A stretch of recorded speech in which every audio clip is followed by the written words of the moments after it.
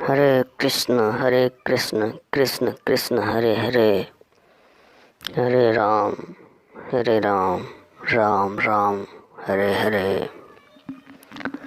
श्री सद्गुरु महाराज की जय, श्री सद्गुरु महाराज की जय। आप सभी का मेरे YouTube चैनल पर स्वागत है। आज हम आप सभी को आध्यात्मिक और प्रेरणादायक कथाएं सुनाने जा रहे हैं। कथा का शीर्षक है गुरु कृपा का चमत्कार।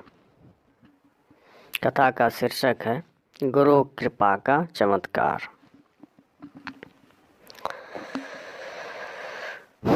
अज्ञ जीव जानता नहीं कि गुरुदेव की कृपा कब, कैसे और किस प्रकार होती है। यानी जीव जो होता है वह अज्ञ होता है, जिसको ज्ञान नहीं होता है, तो वह जानता नहीं कि गुरुदेव की कृपा, संतों की कृपा कब, कैसे और किस प्रकार होती है। एक कामिल फकीर थे, एक सिद्ध फकीर थे, सिद्ध साधु थे, सिद्ध संत थे। उनके एक शिष्य नवाब थे जो कि दूर शहर में रहते थे। फकीर ने अपने निकटवर्ती शिष्य को एक अनार देकर कहा कि जाकर यह अनार नवाब को देना और कहना कि इस अनार को वह खाएगा। फकीर का जो शिष्य था वह अनार लेकर पहुंचता है उस नवाब के पास। नवाब के साथ बहुत लोग बैठे हुए थे। उक्त शिष्य ने नवाब को अनार देते हुए कहा कि तुम्हारे मुर्शिद यानी कि तुम्हारे सद्गुरु महाराज ने यह संदेश भेजा है तुम्हारे खाने के लिए, लो खाओ। नवाब सोचते हैं कि गुरु महाराज का भेजा हुआ प्रसाद अनार है, उसको तुरंत जो है कि तोड़कर उसके 5 दाने अपने मुंह में डाल दिए। अनार को तोड़कर उसके 5 दाने अपने मुंह में नवाब ने डाले। अनार इतना खट्टा था कि नवाब साहब को न थूकते बनता था और न निगलते ही। अनार ज़्यादा खट्टा होने के कारण नवाब साहब को निगलने में परेशानी हो रही थी और थूक भी नहीं सकते थे, क्योंकि वह प्रसाद था भाई। अगर थूकते हैं तो गुरु की प्रतिष्ठा में हीनता होती है।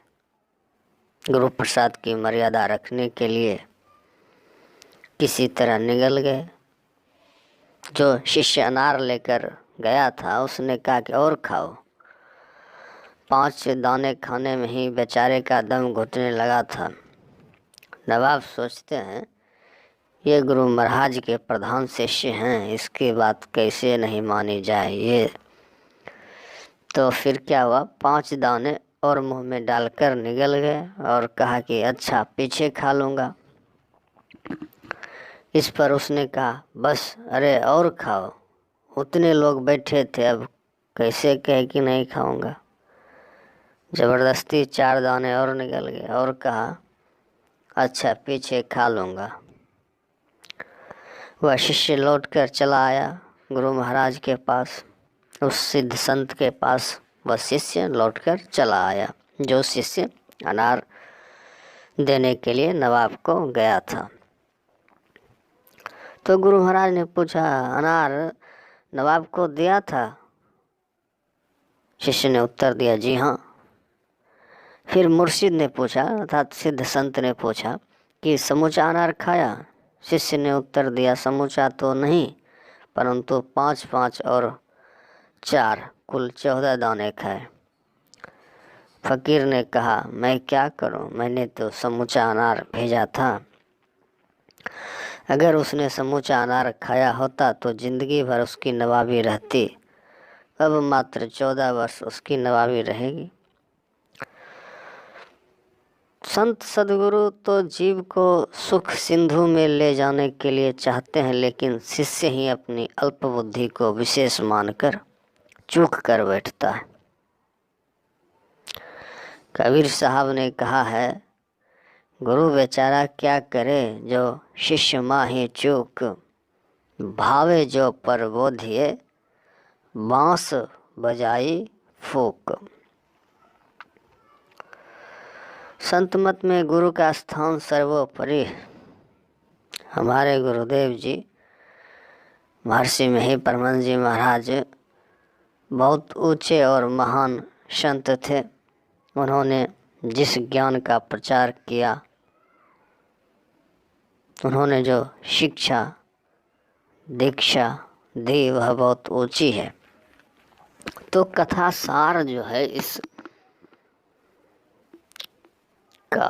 कथा का सार जो है वह है कि शिष्य को अपनी बुद्धि नहीं लगानी चाहिए।